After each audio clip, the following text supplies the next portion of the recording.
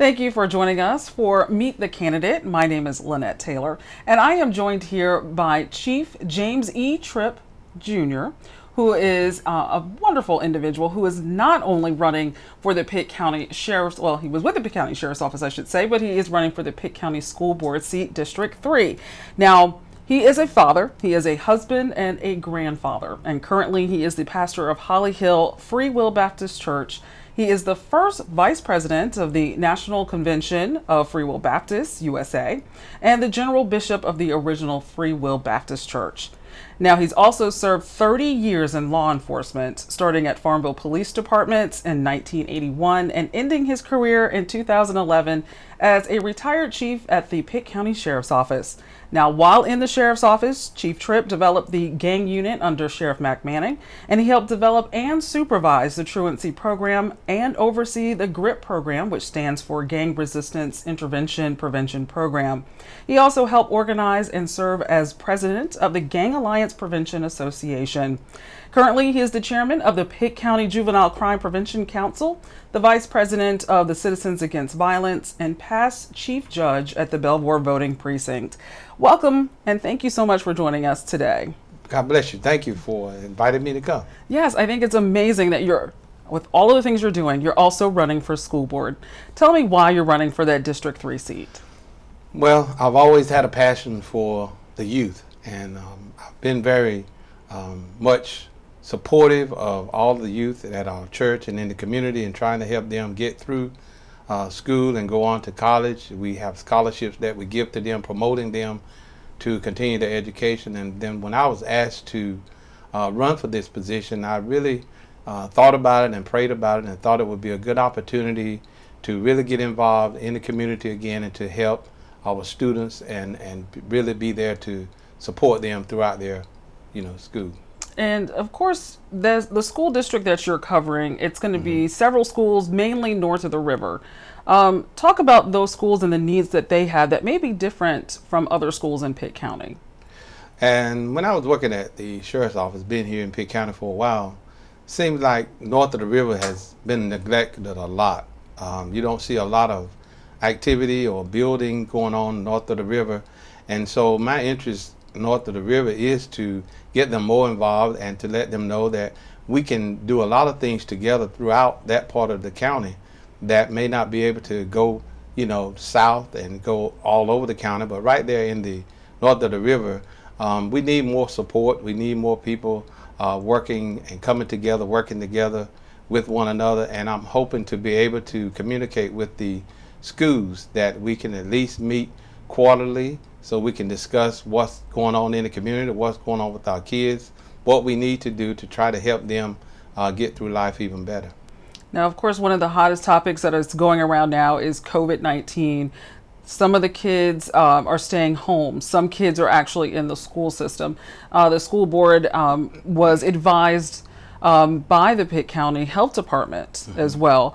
And yet they've taken a stance to allow for kids to go into schools. What do you think about that position for kids that are, of course, and parents that are concerned about COVID-19 and the spread of it? I've been very concerned about the kids going back to school, especially if they're not going to be checking temperatures, if they're not going to be providing things for the bus drivers to be safe, for the monitors. I was very concerned about that, about the spread of the virus and how the children will really interact with one another. And I know that there are limited students in the classrooms, but still this virus is alive and is still in our community. And my concern was just the fact that the schools are clean, that the buses are kept clean, and that they have what they need to make sure that the children are checked, the temperatures are checked. If not, then that virus could spread and wipe out a whole school. And unfortunately, we've seen that in higher education, yes, where students have come back and now they've basically recommended for online schooling. Would you suggest maybe even the Pitt County school system to switch that to maybe online for the students?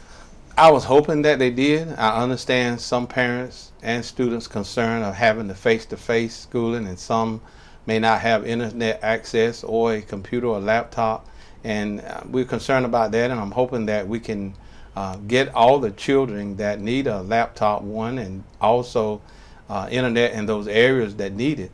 because their education is very important, whether it's face to face or at home, is very important. And I think during this time that the peak is very high, and they're saying it's going to get higher even during the flu season, we have to be very wise in the decisions we make for people coming together, even though they're coming together to get an education, but you don't want them in school 1 week and out sick 2 weeks.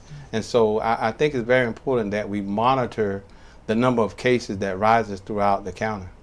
Yeah, and speaking of safety, it's besides COVID-19, there's also school safety. A lot of parents are also concerned when kids are in school, how safe they're going to be. And you working, of course, in law enforcement know the importance of making sure the kids have a safe person they can speak with.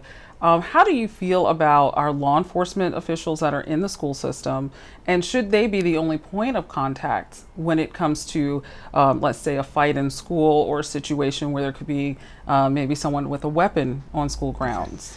I think the officers that we have in the schools now are very good.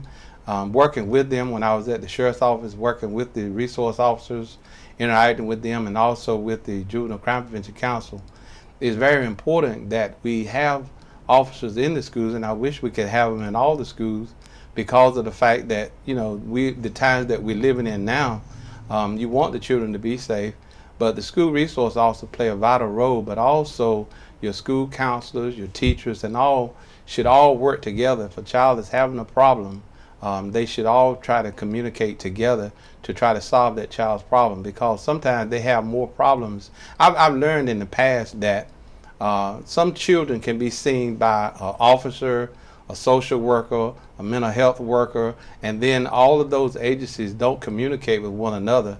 And so they're all doing their own thing trying to help the child. But when they all come together, I think they can come up with a plan to help that child. Even in the schools, you can do that by working together. And I believe that in the safety of the schools, I don't believe that teachers should be armed. You have to be well trained with firearms, because you don't want to end up, I wouldn't want that responsibility or liability as a principal of a school to have a teacher with a weapon. I prefer that it be done by law enforcement, and also again working together with the counselors, with the teachers, and seeing what's best for those children that's there. And especially with counselors and school nurses, sometimes they're not enough to go around. Yes. And so is there a way to make sure that they're enough? So just like with law enforcement, some of them are taking care of 2 different schools. And so when you have the large county like Pitt County, your district, District 3, those schools are not necessarily very close to each other. So how are we able to make sure that the law enforcement, if need be, can get to one school to the next, and that there are enough counselors in the event a child needs some like assistance or help? Yeah, I know how important it is to have that person in schools, especially law enforcement. And if there's funds available out there, I will hope to find those funds and to fund those programs, because I learned at an early age, and that's how I ended up getting in law enforcement. Back then, they didn't call it school resource officer, but I had a deputy coming to the high school when I was in high school and would pick me up on the weekends and ride me around in the county. And that helped me respect law enforcement. I think a lot of our children, with all that's going on in the world today, in our communities, with the violence, the killing, they have lost respect for law enforcement. And I think it's a good thing to have them there, to interact with the children, to go to some of the things that the children are involved in, and to give them a different respect of law enforcement. And I really will be looking for the funds and seeking for the funds to even add more officers to our schools. And speaking of officers in the schools and just officers in our community, sometimes we also see in the media there's concerns about racial equality, and especially if the first interaction that most of our young people see when it comes to law enforcement are their resource officers that are in the school system.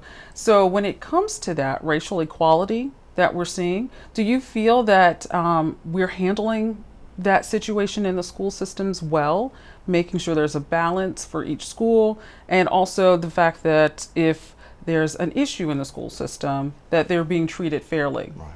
From what has been shared with me, that is something that people really want to look at, because I know having your black male teachers in the schools will help a lot of the young black males, And having a very diverse school is very beneficial for the growth of that child, because I can recall even in growing up myself, there were teachers, and what I want to see, not just whether they're black or white, but well qualified teachers that love teaching, that love the students, teachers that want a career. And I want to see Pitt County really support, pay them what they deserve to get paid, really support the teachers that want a career as teachers, because they make the best teachers. One that just want a paycheck would not teach the child as well as the one that wants a career as a teacher. And I believe that we should fund our teachers, get them the pay that they deserve, so that they will have all they need to help educate our children, because their education is so important. And I think that it's important for the students to see the support from the teachers, not just in the classroom, but also in the community. Mm-hmm. And I was about to mention, when you talked about teacher pay, that's been a big issue too. The governor Yes. talked about Mm-hmm. giving bonuses, especially during this time of COVID-19. But we've seen there's been a divide about how much money or what money should be given to teachers. Do you feel that you would be willing to petition to the General Assembly to ask for more money for our teachers here in Pitt County? Yes, I definitely would, not only for them, but for the cafeteria worker, for the bus driver, for the monitors, for the teachers' assistants. I thought about, even during the COVID-19, I was talking to one of the ladies that work in the cafeteria at the school. They are now doing more work now than they were when it was just a regular school, having to put food in containers. The children can't eat in the cafeteria. They have to take it to the classroom. And there's a lot of preparation that has to go into preparing the food for the students, and there's no pay increase, and they're not getting any other assistance in having to do much more work now. Wow. And because now, even as school is starting up a little bit, some people are concerned about having their kids, you're right, they have to clean more than usual. Something else that you also, I think, are concerned about, you had mentioned something about racial equality before, but is it true that we're seeing even preschoolers being expelled from school? And is it disproportionately one group over another that may see that? Yes, from what I'm learning, it is. I'm very concerned about that, because I've always understood that you have to know a child's history, how to help that child. Sending them home, suspending them is not always the answer. When I was working with the truant officers, we saw a lot of kids out of school that should have been in school, and they may have acted up a little bit just to get out of school. And I think the more we learn about the child, the best we're able to help them. I really believe in knowing the history, the background of that student, so that you'll know exactly what that child will need to keep them in school. I hate to see any child get suspended, and I think sometimes there are children, depending on where they live, what type of household they're in, sometimes even their race, are not treated like other children. And I don't believe in that. I believe all the students are students, whether they're black, white, Mexican, Hispanic, or whatever. They're all students, and we should look at them as students and treat them all fairly.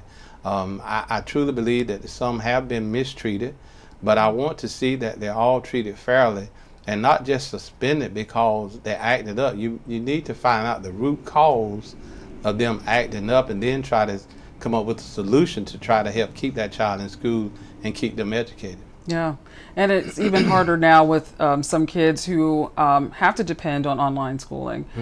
Do you think that changes the dynamic for the school board members and how you all are able to help legislate and decide on how students are getting the proper education? Because we know parents are working.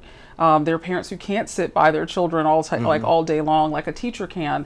How do you think your role will change as a school board member when a lot of the kids are not right there in the school 24, like 8 to 10 hours a day, like typical? I think we have to. I think we have to be more proactive in meeting with the principals, and even talking to some of the teachers and what they might need and how the students are coming along. I don't think we could just sit in the office or have meetings to discuss what's going on. I believe in the personal contact. I believe we should be contacting the teachers, finding out how the students are doing, in those areas, whether they're learning at home with the parents or what the parents might need. I think we should really have a personal touch, especially in a time like this. We really need to communicate. Communication is the key. We really need to communicate with each other, and I think staying in touch with the principals in your district, with the teachers, having an open line of communications between you will help encourage them to do what needs to be done to help our children. And speaking of those children that your district will cover north of the river, are there special needs that need to be addressed there? And do you feel like the board has prioritized the needs for the schools north of the river? And I'll just mention those schools like Belvoir, Welcome Middle School, Northwest Elementary, Stokes Elementary, Bethel, North Pitt High School. Do you feel those schools are getting the same type of priority as the schools that are in like the Greenville area or Farmville? For an example, I looked at the appearance of North Pitt. You go into the parking lot, potholes, gravel need to be repaired, and I see stuff that need to be done in those areas that I think when you go to other areas, they have redesigned, remodeled, got other driveways where you can get in and out safely. They've repaved surfaces, and I think it's not fair that you have a school when their parking lot look like it does, and then you go to another school and their parking lot look brand new. I think it should be done all over to make sure that all the schools look good and the parking lots are safe. And I don't think north of the river gets the attention that it really needs. And I'm hoping that on the board that we can come together and address all the schools and try to make sure all our schools look good, because we're not just responsible for the children north of the river. We're responsible for all the children in Pitt County that attend public school. And I think it's in the best interest of the children that we be fair about what we do, regardless of where that child comes from, regardless of what family that child is connected to, that we be fair and do what's best for the education of our children. And I say our children because they're not just community children, they're our children, and we have to look at it like that. Yeah, because no matter what, they're going to be the future leaders in this community. When you are, obviously, you're in the public sector, even now as a retired chief from the sheriff's office, you manage a church. How do you think you'll handle being a part of the school board as well? Being in law enforcement has taught me a lot in how to deal with people, how to talk with people, even in managing budgets, even managing the budget with the sheriff's office, the division that I was over, has taught me a lot.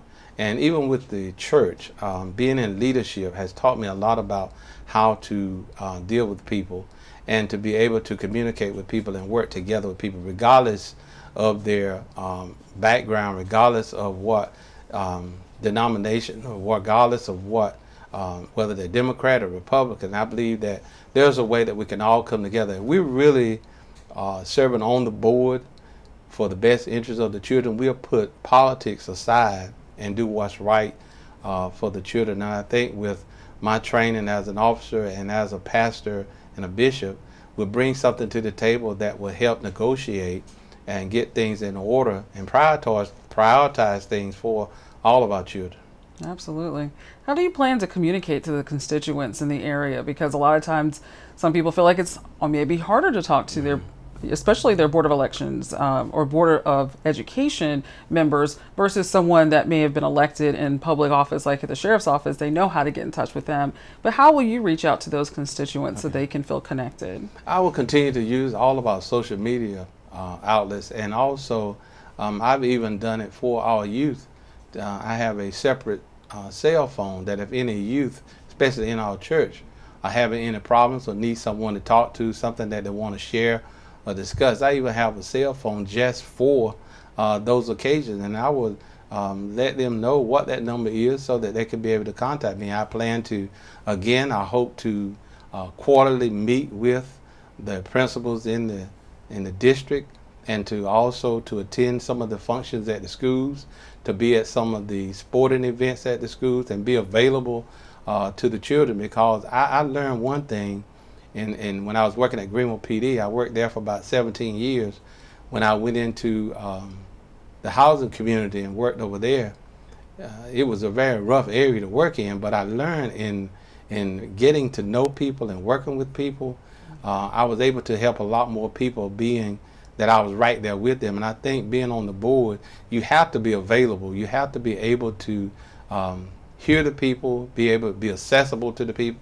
Because I remember one time some people saw me playing with children, and they were like, well, our pastor wouldn't have never done that. But I don't want people to stand off from me because I'm on the board. I'd rather they come up to me and talk to me, tell me what's going on, so I can be able to help them.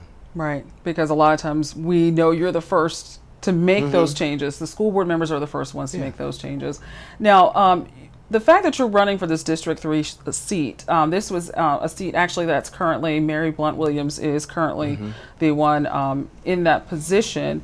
Are you running against her in this election? No, there's two other people that are running, but I talked with Mary, and I understand why Mary's not running. I wish Mary could continue on because she's done an outstanding job. I'm very supportive of her, and she felt that it would be a good thing for me to do and to try to represent this area, because she knows that I'm very concerned about north of the river, and we've done a lot of things north of the river to support the community. And so what she's done, I hope to even take it further in what she's been able to do, and be able to share some of the ideas that she's had and get some of those goals that she may have planned to see some of those goals come to pass. Have you all talked, and do you feel that she endorses you in this position? Yes, we talk regularly, because I had to learn from her, and also looking at their meetings and reading over the materials to get a feel of what this is all about. And she has been very helpful,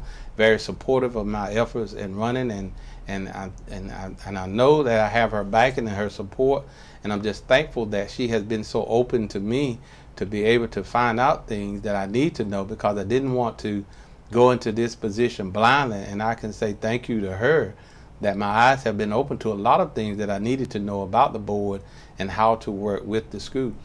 And working in the schools, we talked about earlier the fact that you worked with the GRIP program, the gang prevention program.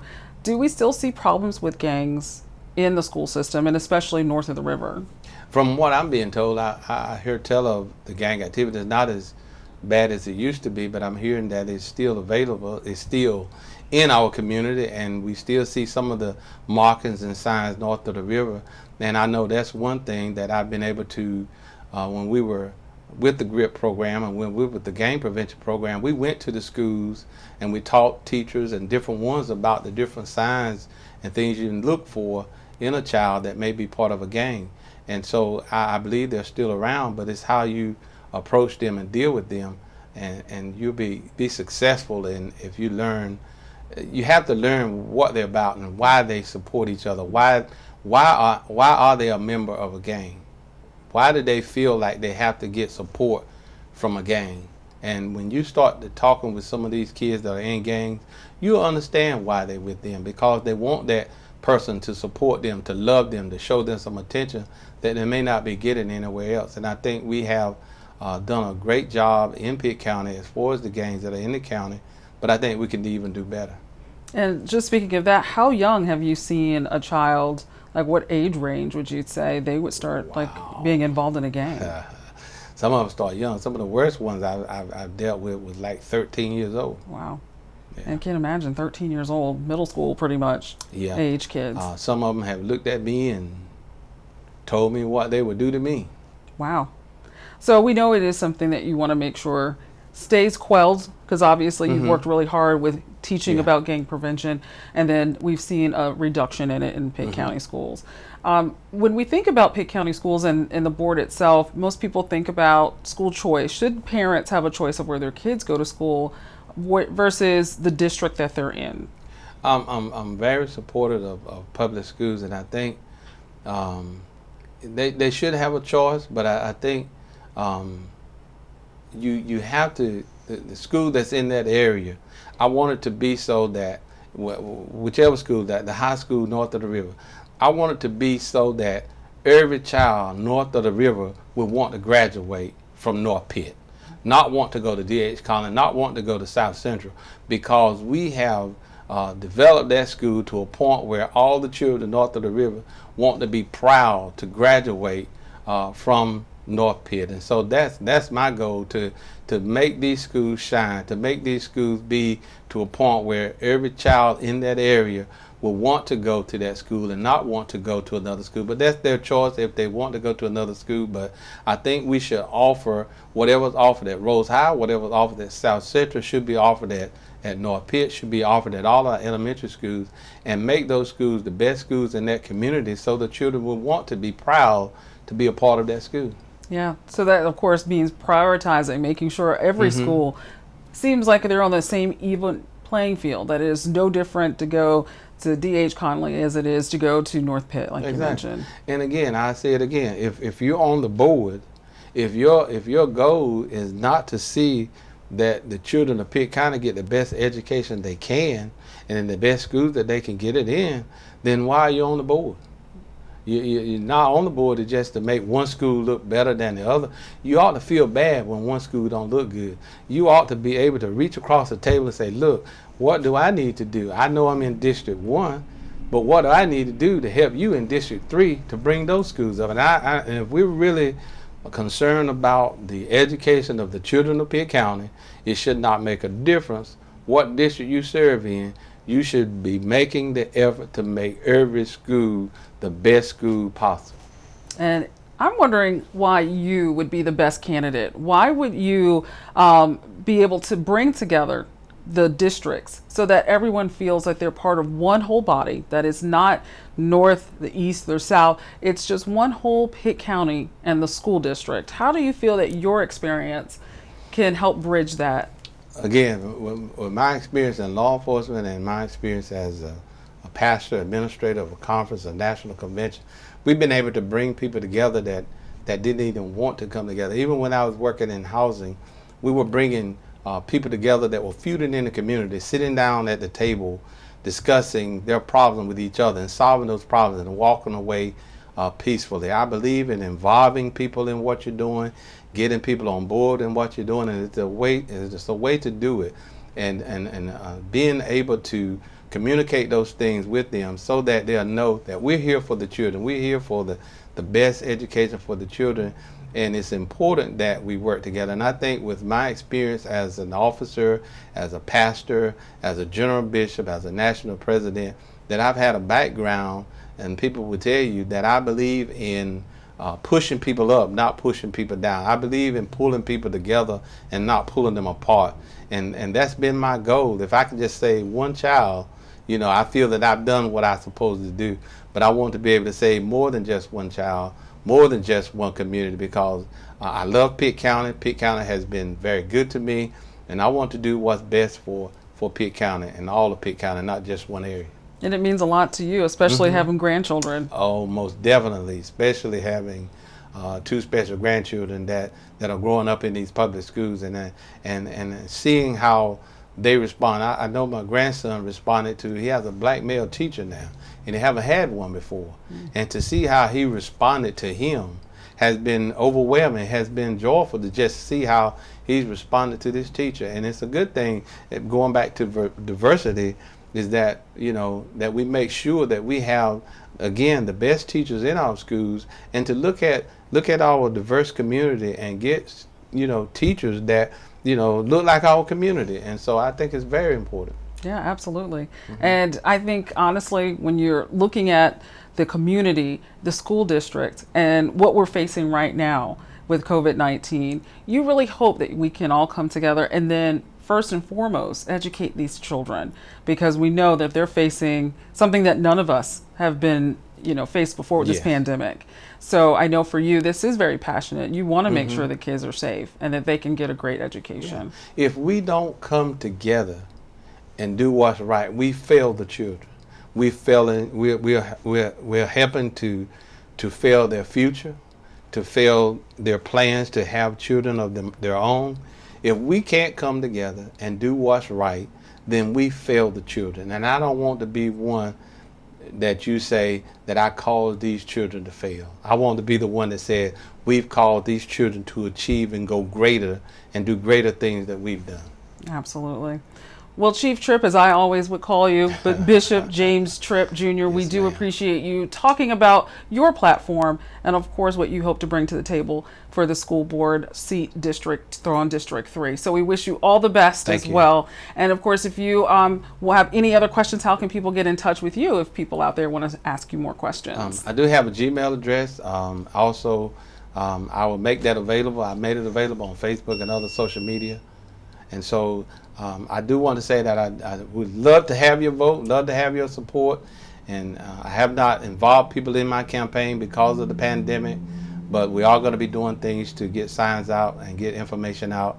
And I will be getting my number and email address out so that people can contact me because I want to hear from you. Excellent. Thank you so much. Thank you. And it was a pleasure meeting the candidate, James E. Tripp Jr.